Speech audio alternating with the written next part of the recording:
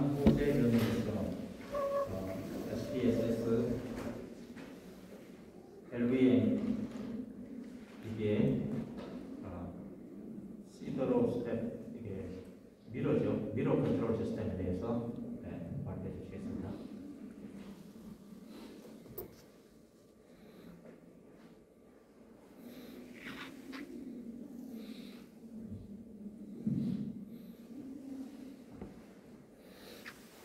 네, 안녕하세요. 저 경희대학교 안호재입니다. 제가 이번에 말씀드릴 내용은 SPSS5 로컬 볼륨 매퍼의 사이드 스택 컨트롤 시스템 개발에 대해서 말씀드리도록 하겠습니다. 발표 순서는 다음과 같은데요. 우선 저희가 참여하고 있는 LVM 프로젝트에 대해서 간략하게 소개를 드린 후에 그다음에 저희가 개발한 소프트웨어인 LVM AGP의 개발에 대한 전반적인 내용과 그리고 이 소프트웨어의 테스트를 위해 제작한 KHU 프로토마들 사이드로스탯의 내용, 그 마지막으로 이 LVM AGP의 성능과 관련된 부분을 데몬스트레이션 하겠습니다.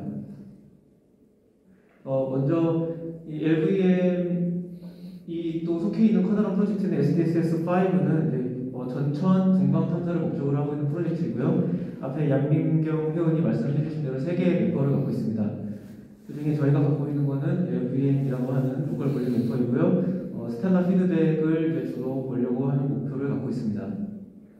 LVM이 지난 세대의 관측 기기들과 비교적으로 차별되는 것은 이 분해능이 되겠는데요. LVM은 이제 로컬 그룹과 그리고 우리 은하에 있는 이 ISM들을 관측을 하려고 하고 있습니다. 그래서 우리 은하의 경우에는 대략 이제 서브 파섹 퍼 픽셀 정도의 굉장히 높은 구간 분해능을 갖고 있어서 여기 보시는 이러한 필라멘터리 스트럭처 같은 것들을 잘 구분하여 볼 수 있다는 장점이 있습니다.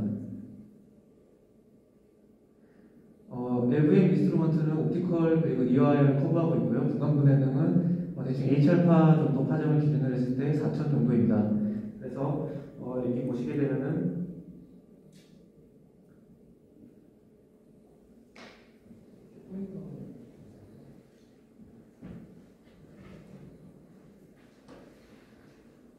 보시게 되면 이제 이쪽 사이드로스탯이라고 하는 부분에서 빛이 들어오게 되고요. 그 빛이 들어온 게 파이버를 통해서 들어오면은 이 4대의 마원경에서 들어온 파이버들이 소르팅 해시라는 걸 통해서 3대의 스펙트로그래프로 나눠져서 들어가게 됩니다.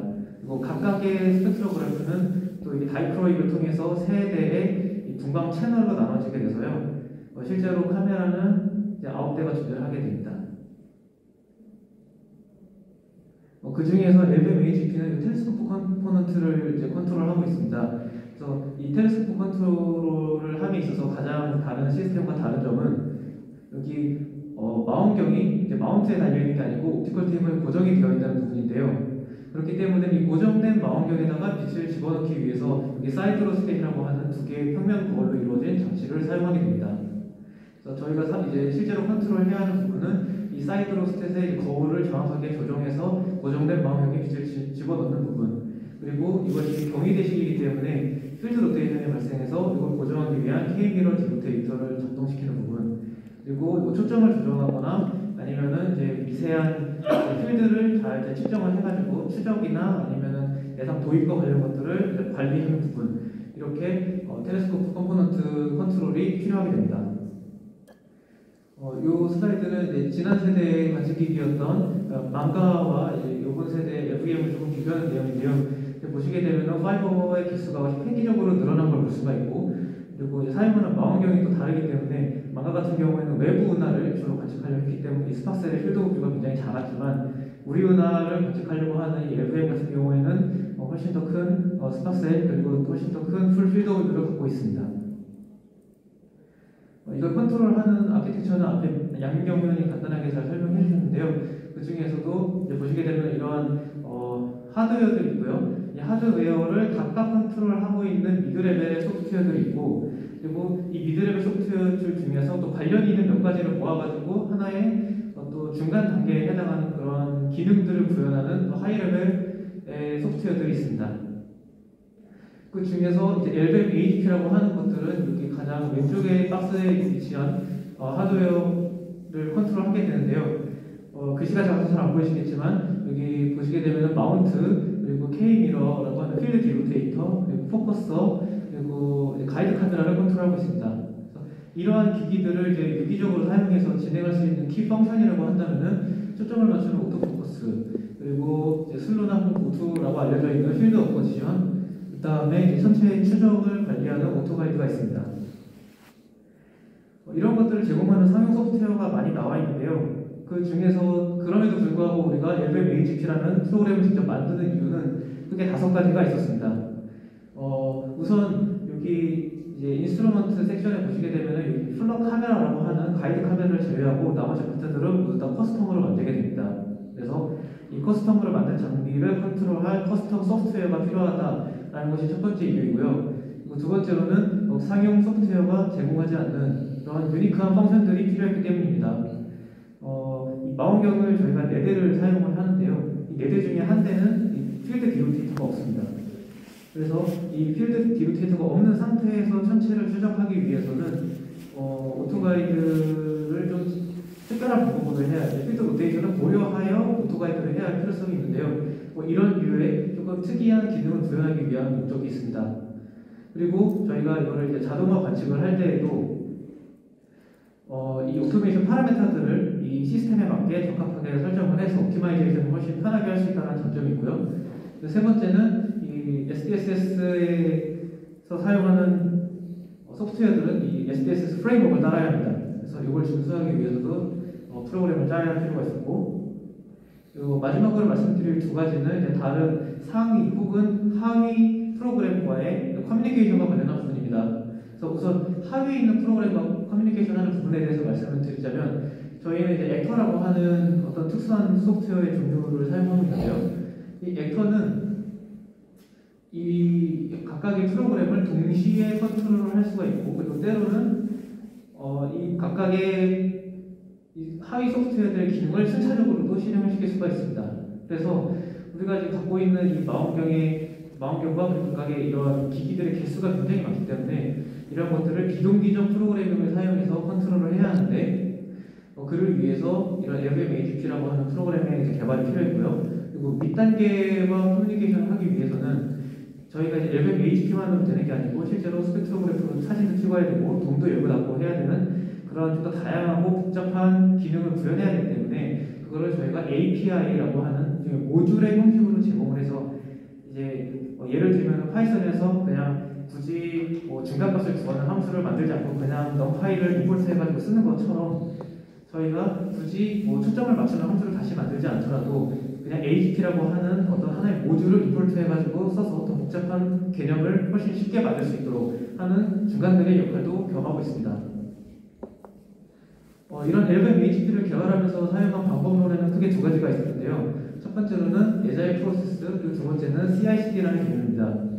이 에자일 프로세스는 이거랑 이제 대조적으로 이제 생각이 되는 이 워터풀 모델과 비교를 해보게 되면은 문제를 정의하고 프로그램을 디자인하고 개발해서 테스트하고 디플로이하는 과정이 한 번에 일어나게 되지만 에자일의 경우에는 이것이 이제 한 번 일어나게 되면은 여기서 다시 한 번 더 피드백이 돼서 그래서 다시 한번 문제 정의가 되고 이렇게 점점 반복을 통해서 더 나은 결과물을 발전시켜 나가는 개발론입니다.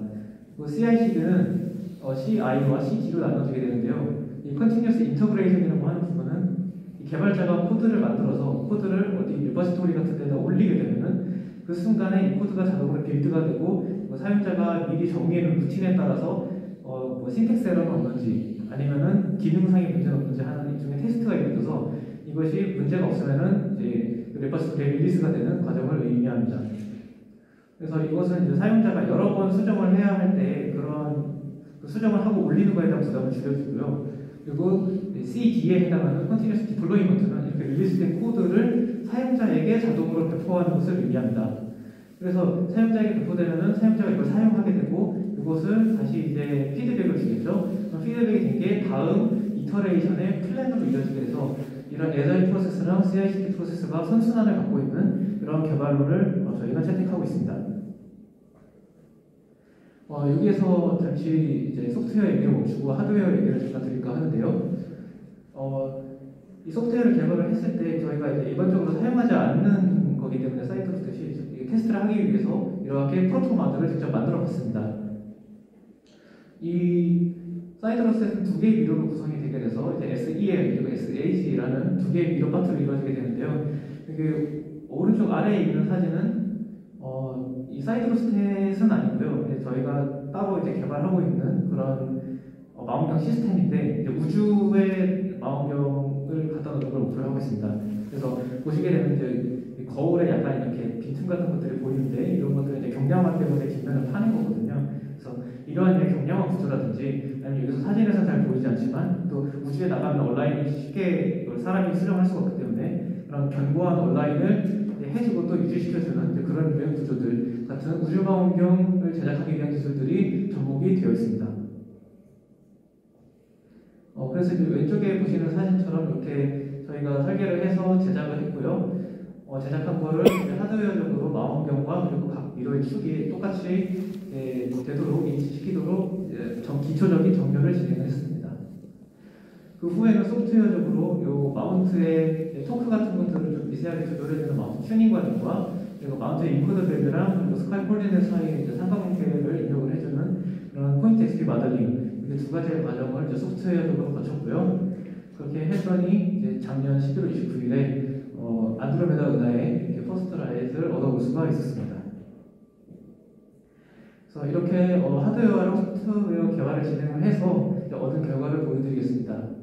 우선 키 펑션 중에 첫 번째였던 오토포커스 펑션의 경우에는 일단 이렇게 사진을 촬영을 하게 되면은 그 중에서 아이솔레이티드 되어 있는 3개의 별을 찾고요. 이 별의 크기를 측정합니다. 그 후에 이제 일정한 간격으로 모터의 포커스 포지션을 이동시켜가면서 이 별의 크기를 측정하게 되고요. 이 측정한 별의 크기를 이차함수로 피팅을 해서 그 극소값을 뒷멀 포커스로 생각을 하고 포커스를 맞추게 됩니다. 두 번째는 필드 어포지션 시퀀스인데요. 이 필드 어포지션의 경우에는 여기 왼쪽에 보시는 로고의 순서대로 이루어지게 되는데 맨 처음에 이제 사용자가 그 좌표를 입력하게 되면 입력한 좌표로 이니셜 수루가 이루어지게 되고요. 그 후에 이미지를 찍어서 실제 위치가 어디인지 아스트로메트리를 수행합니다. 그 수행된 결과에 따라서 이제 다시 한번 이 오프셋 값만큼 망원경을 이동시켜주는 컴pen세이트 과정이 일어나고요. 일어난 후에 다시 이미지를 찍어서 아스트로메트리에서 얼마나 벗어나는지 측정을 한 후에 이게 우리가 처음에 정의했던 톨러런스에 들어올 때까지 과정을 반복합니다. 그래서 요거 같은 경우에는 이제 한 번의 컴pen세이트를 거쳤고 한 번의 컴pen세이트만으로도 1 아크세컨드 미만의 아주 정밀한 필드 오포지션이 이루어졌음을 확인하였습니다.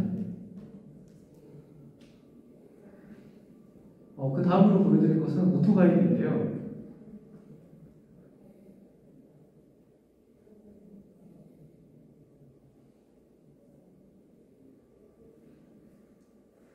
이제 잘 보이는 것 같네요.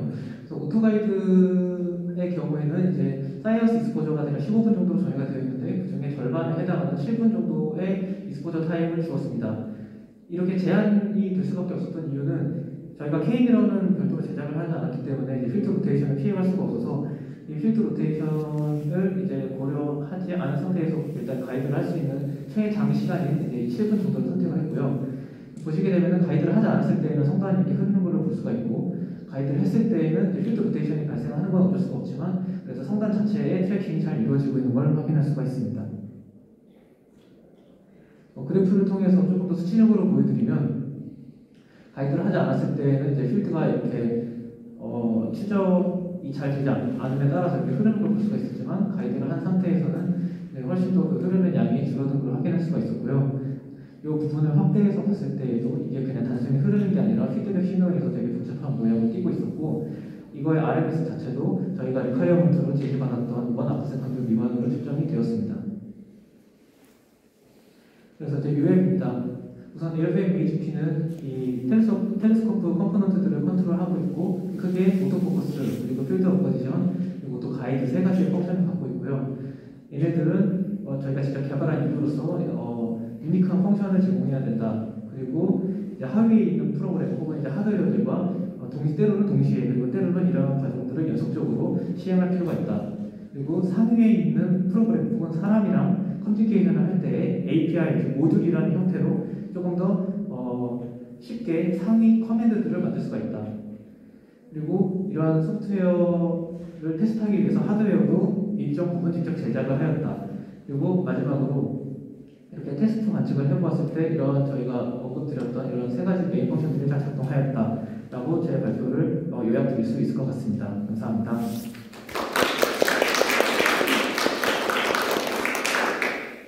네, 감사합니다. 질문 있으신가요?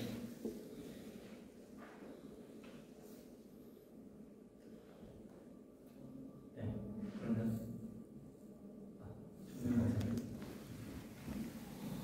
또 직접 대화하신 소프트하고 직접 관련된 경우는 없는데요. 여기 하는 LVM이라는 프로젝트 처음 들어가지고 궁금한 게 생겨가지고 지금 망원경 4개를 쓰잖아요. 그 중에 3개는 분광을 하고요. 이 망원경이 16cm 망원경이잖아요. 네, 맞습니다. 예. 근데 우리가 일반적으로 이제 서베이의 효율을 얘기할 때 에텐드라는 걸 쓰는데 그게 그 필드 오브 뷰하고 망원경 면적하고의 곱으로 표시되는데 그러면 제 생각으로 세계 고가의 분광기 9개를 쓰는 것보다 망원경의 필드 오브 뷰를 더 넓히거나 또는 조금 더 큰 망원경을 세우면 거의 같은 효율의 서베이 효율을 얻을 것 같은데요. 왜 이렇게 굳이 3개로 나눠서 쓰는지 또는 나머지 1개의 역할은 뭔지가 좀 궁금합니다. 네, 굉장히 제가 언급하지 않았는데 굉장히 좋은 질문을 해주셨는데요. 사실 이 4대의 망원경은 같은 목적을 갖고 있지 않습니다. 그래서 망원경이 이제 말씀을 드리자면 한 대 같은 경우에는 실제로 이제 사이언스 데이터를 얻기 위한 망원경이고요. 그리고 2대는 이제 스카이 캘리브레이션을 동시에 하기 위해서 존재를 하게 됩니다. 그래서 이러한 것들이 뭐 텔레빅 라인 같은 것들을 이제 분석해서 빼주게 되고요. 그리고 마지막으로 하나는 플러스 캘리브레이션을 위한 스펙트로 포토메트릭 텔레스코프라서요. 이거 같은 경우에는 사이언스 익스포저 동안에 12개의 표준성, 분광 표준성을 측정을 해가지고 이제 플러스 캘리브레이션을 진행하게 됩니다. 그래서 사실 4대 모두 분광을 진행을 하고 있고 목적에 따라서 4대 망원경이 존재합니다.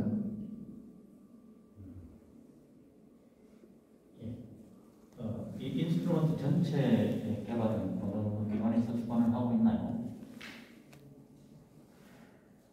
인스트루먼트는 제가 알기로 분광 관련된 부분은 이제 카네기 쪽에서 하는 걸로 알고 있고, 그리고 텔레스코프 쪽은 독일의 막스 플랑크 쪽에서 주로 하고 있습니다.